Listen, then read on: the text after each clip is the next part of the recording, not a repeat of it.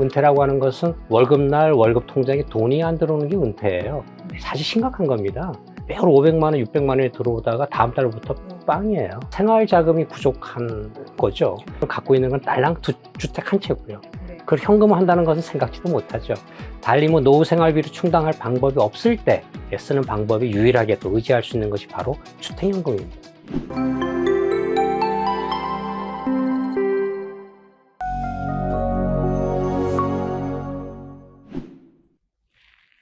안녕하세요. 해피투모로우 30MC 한승아입니다. 오늘은 지난 시간에 이어서 여운봉 전문가님과 함께 풍족한 노후 생활을 원한다면 주택연금이 해결책이다에 대해서 알아보도록 하겠습니다. 안녕하세요. 네, 반갑습니다. 네, 반갑습니다.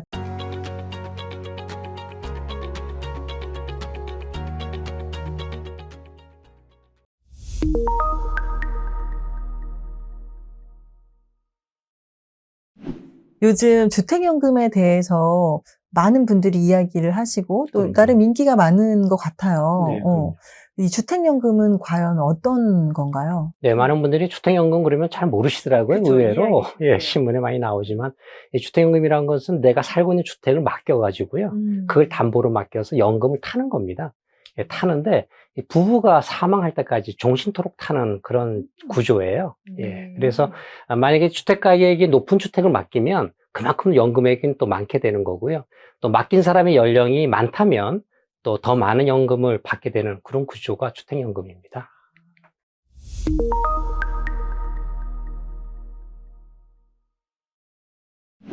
그러면 많은 분들이 주택연금을 가입하시는 이유가 네. 있을 텐데 전문가님의 의견은 주택연금의 좋은 점, 하면 좋다, 가입하셔라 라고 만약 권하신다면 어떤 이유 때문에 그런? 네, 보통 이제 은퇴하고 나면 생활비가 확 다운이 되죠. 그쵸. 은퇴라고 하는 것은 월급날 월급 통장에 돈이 안 들어오는 게 은퇴예요. 사실 심각한 겁니다. 매월 500만 원, 600만 원이 들어오다가 다음 달부터 빵이에요. 그러니까 생활 자금이 부족한 거죠. 그쵸. 갖고 있는 건 부동산뿐이고요. 또 어떤 분들은 갖고 있는 건 딸랑 두 주택 한 채고요. 그걸 현금화 한다는 것은 생각지도 못하죠. 그래서 이렇게 생활 자금이 부족한 경우에 이제 국민연금을 받아야 되는데 국민연금도 사실 60만 원 이하가 거의 80%입니다. 예, 우리나라 국민연금 받는 사람들의 국민연금도 적고 기초연금액도 워낙 적고요. 30만 원대니까. 또 그렇다고 자녀들한테 손 내미는 것도 어렵지 않습니까? 예, 이것도 어려운 상황이고요. 그래서 달리 노후 생활비를 충당할 방법이 없을 때 쓰는 방법이 유일하게 또 의지할 수 있는 것이 바로 주택연금입니다. 예. 그래서 주택연금에는 여러 가지 장점도 있고요. 또 매력도 있습니다. 예, 그래서 주택연금액을 결정할 때는 주택 기준시가가 아니라요. 실거래가, 시세를 적용을 해서 연금액을 지급해 주기 때문에 그만큼 좀 안전하고 또 금액도 많은 거고요. 그리고 또 주택연금을 받다가 남편이 먼저 사망하게 되죠. 사망하게 되시면 이제 배우자인 부인이 사망할 때까지도 계속해서 이제 같은 연금액을 받을 수가 있고요. 또 담보로 맡긴 집에 그대로 살면서 연금을 받을 수 있기 때문에 이사 갈 필요도 없고요. 평생 그 집에 살 수 있다는 것도 사실 큰 매력이죠. 그리고 이제 최종적으로 부부 모두가 사망하게 되면 이제 그렇게 되면 담보로 맡긴 주택을 팔아서요. 그동안 지급한 연금액을 정산하게 됩니다. 이때 역시 이제 가입자에게 100% 유리한 조건으로 해주는 것이 바로 또 주택연금인데요. 즉 정산 시에 주택 매각 자금이 그동안 지급한 연금액보다 적을 수도 있고요. 또 주택 가격이 많이 올라서 또 주택 가격이 그동안 지급한 연금액보다 많을 수도 있지 않습니까? 그렇죠. 예. 두 분이 사망하셔가지고 정산할 때 주택 매각한 돈이 그동안 연금액보다 적을 경우에는요, 걱정하지 않아도 됩니다. 예. 왜냐하면 국가에서 다 그 돈을 물어주니까요. 자녀들이 부족한 자금을 채워 넣지 않아도 되고, 또 부족한 돈을 국가에서 책임져 주는 그런 조건이기 때문에 상당히 가입자에게 유리한 제도입니다. 만약에 이제 그 사망 시에 주택 가격이 많이 올라서 매각한 돈이 그동안 지급한 연금액보다 많아질 수도 있겠죠. 그렇게 많아지게 되면 그 차액은요, 또 국가가 갖는 것이 아니고 상속인이 자녀들한테 돌려주게 돼요. 이렇게 이제 주택연금은 가입자에게 100% 유리한 그런 조건으로 되어 있습니다. 네, 이런 이유에서 아마도 우리나라 주택연금은 전 세계에서 가장 좋은 연금이다 이렇게 볼 수가 있는데요. 또 한편에서는 일부 전문가들이 우리나라 주택연금 제도가 오래 지속되기는 어렵다 이렇게 보는 시각도 있습니다. 그 이유가 미래의 담보로 맡긴 주택가격이 크게 하락할 수도 있죠. 이렇게 하락하게 되면 국가재정이 크게 또 훼손될 위험이 있기 때문인데요. 그래서 일각에서는 주택연금을 또 폐지하거나 또 지급액을 크게 낮춰야 한다 이런 주장들도 나오고 있는 상황입니다.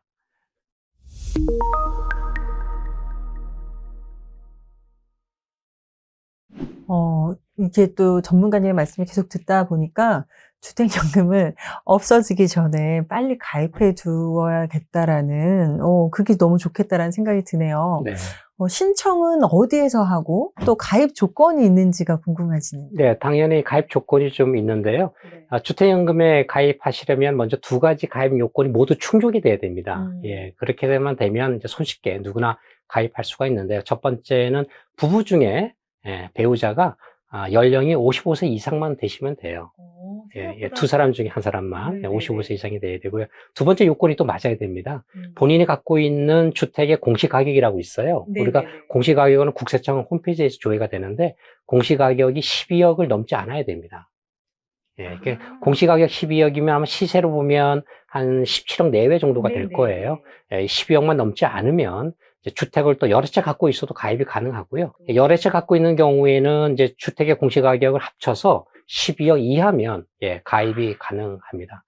주택연금 가입하는 방법은 한국주택금융공사에서 이거를 취급하고 있고요. 전화상담 번호가 1688-8114, 8114로 직접 전화하시거나 또는 직접 지사에 찾아가서 상담 받으시면 됩니다. 주택연금을 가입해서 받을 수 있는 금액이 또 얼마 정도 되는지 좀 궁금해지네요. 네. 점점 더 궁금해지네요. 그래서 얼마 받을지 이제 궁금들 하시는데 앞서 말씀드린 대로 가입자 연령이 많을수록요, 많이 받고 또 주택 가격, 주택 시세죠. 지급하던 시세의 기준인데 주택 시세가 클수록 연금액은 또 많아지게 되어 있습니다. 가입 시에 이제 부부 중에 연령이 적은 연소자라 그러는데요. 연령이 적은 사람 기준으로 해서 연금액을 정하게 되어 있어요. 예를 든다면 부부 중에 연령이 적은 분이 70살이고 주택 가격이 만약에 5억 원이라면 시세로 매매가로 매월 연금으로 약 150만 원 정도 받을 수가 있습니다. 쉽게 계산하는 방법을 알려드리면 나이가 70세이신 분이 주택 가격으로 1억 원당 30만 원으로 계산하면 대략적으로 본인이 받을 수 있는 연금 수령액을 예상해 보실 수가 있는 거고요. 참고로 뭐 주택이 아닌 주거용 오피스텔도 가입이 가능하느냐 이렇게 물어보시는데 가능합니다. 그리고 노인복지주택이라고도 있어요. 그것도 가입 가능하고요. 다만 이제 이런 경우에는 시세가 아파트나 일반 주택가는 같지만 연금액은 다소 줄어든다는 점 알려드립니다. 연금을 또 지급받는 방법에는 총 3가지가 있어요. 3가지 방법 중에 한 가지를 본인이 고르시면 되는데 첫 번째는 평생 동안 사망할 때까지 동일한 금액을 수령하는 정액형이 있어요. 그걸 선택하는 경우가 제일 많다고 하고요. 두 번째는 가입 초기에는 또 많이 받지만 시간이 지날수록 적게 받는 그런 또 감액형도 있고요. 또 초기에는 또 적게 받고 나중으로 갈수록 많이 받는 시간이 흐를수록 많이 받게 하는 이런 방법들도 있기 때문에 그것은 이제 가입자의 어떤 재정적인 상황에 따라서 지급 방식을 선택하시면 됩니다. 그러면 제가 이제 궁금한 거 중간에 한번 먼저 말씀을 드리면 아까 말씀하신 것처럼 지급 내가 받는 시점에서 정액형으로 할 거냐 아니면은 처음에 많이 받고 나중에 적게 받을 건지 적게 받다가 나중에 많이 받을 건지의 금액은 천차만별이잖아요. 네네. 그 금액을 한도를 제가 정할 수 있나요? 아니면은 한도는 정해져 있습니다. 정해져 있고 네네. 그 중에 선택을 할 수 있는 거구나. 예를 들어서 뭐 건강이 나빠서 난 오래 살 것 같지 못하다, 오래 살기는 힘들다 이런 분들은 이제 초기에는 좀 많이 받는 게 좋겠죠. 내가 좀 건강하게 오래 산다고 했을 때는 정액형으로 받는 게 가장 좋은 것 같고요. 그 공시지가는 어디서 확인하셔야 된다고 했죠? 네, 국세청, 네네. 홈택스에서 확인이 가능하고 또 시세는 그럼 어디에서 확인해야 돼요? 시세는 한국부동산원의 홈페이지에 가시면은요, 본인이 살고 있는 아파트 이름을 치면 거기에서 발표하는 시세를 알 수가 있으십니다. 다만 이제 제가 좀 또 궁금한 게 우리나라에는 주택을 한 채만 보유하고 계신 분들이 또 생각보다 많잖아요. 근데 이런 분들 중에 난 집이 한 채밖에 없지만 빚은 없어 하시는 분들이 있고, 또 때로는 은행과 나눠서 일부분은 대출을 끼고 있으신 분들도 있을 수 그렇죠. 있을 것 같아요. 네, 네. 그러면 대출이 있으신 분들은 혹시 혜택이 네, 안 가능합니다. 대출금을 상환하고요. 될까요? 네. 목돈을 받아서 나머지 차액을 연금으로, 주택연금으로 받으시게 되죠. 금액은 좀 줄어들겠지만. 그러면 대출금을 상환한다라는 거는 일시상환. 네. 일시상환을 한국주택금융공사에서 상환시켜줍니다. 아, 그래요? 네네. 아, 내가 하는 게 아니라 상환을 거기서 시켜주고 대신 그 네네. 상환한 금액을 뺀 나머지 금액으로 금액을 책정을 연금. 하게 네, 되는 맞습니다. 거구나. 네. 아, 네네. 이해됐어요. 주택연금은 네. 판단하시기에 네네. 어떤 분들이 가입을 하면 좋을까요? 아무래도 뭐 주택가격이 12억 이하이기 때문에 네. 아마 뭐 강남이나 이런 지역은 불가능할 거예요. 굉장히 그쵸. 비싸기 때문에. 네.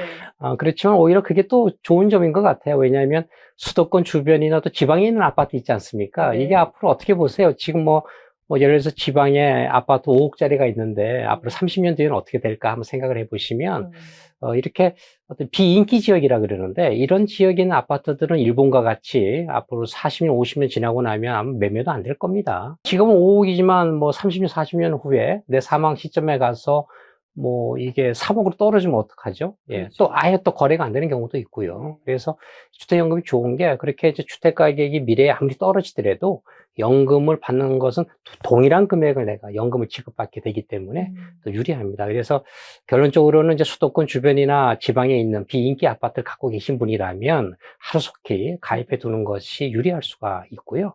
예를 들어서 60대 부부가 소유하고 있는 아파트 한 채가 지방이나 수도권 외곽 지역에 있고요. 네. 건축된 지 한 25년 이미 됐다면 또 이게 또 15층 이상의 고층 아파트라면 적극적으로 가입해 둘 필요가 있는 것 같아요. 왜냐하면 60대 부부가 앞으로 건강하게 산다면 100세 때까지 살지 않겠습니까? 또 그 이상도 살 수도 있다고 가정을 해보면 부부 사망 시점이 된다면 그 아파트는 거의 건축 연한이 약 한 60년에서 70년 정도 이렇게 될 거예요. 또 그렇게 오래된 아파트가 과연 나중에 정산할 때 한국주택금융공사가 그걸 팔아서 그동안 지급한 연금을 회수해야 되는데요. 이게 너무 낡아서 팔리지 않을 수가 있지 않습니까? 예. 따라서 향후 몇십 년 후에 주택이 자꾸 노후화되고 또 지역적으로 주택 수요가 줄어들어서 거래가 잘 되지 않는 지역에 있는 주택이라면 또 그런 주택을 소유하신 분이라면 주택연금을 가입해두면 상대적으로 아마 큰 혜택을 볼 수 있을 것 같아요. 그렇네요.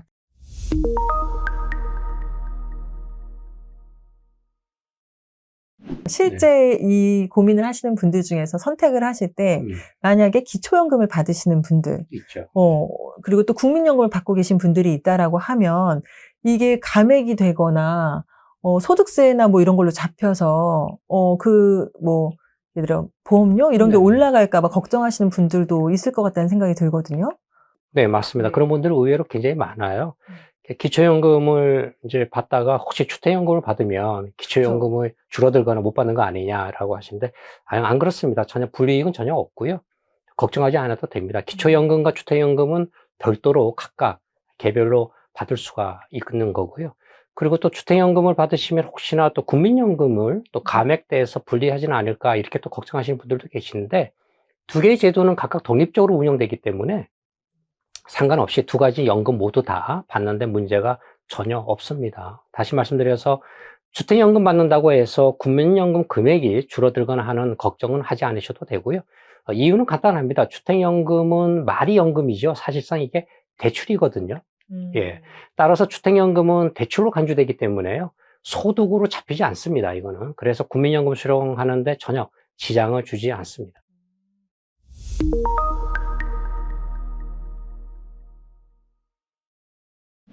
주택연금을 받으면 연금 소득세나 건강보험료를 더 많이 지불하는 게 아닌가 이렇게 불안해하고 걱정하시는 분들이 있으시지만 실제로 그렇지 않고 네, 그래서 연금은 받던 그대로 받을 수 있다는 거잖아요. 네, 그래서 주택연금 받는다고 해서 뭐 연금 소득으로 또 간주가 돼서 건강보험료를 더 많이 또 내는 거 아니냐를 걱정하시는데 앞서 말씀드린 대로 주택연금은 대출로 간주되기 때문에요.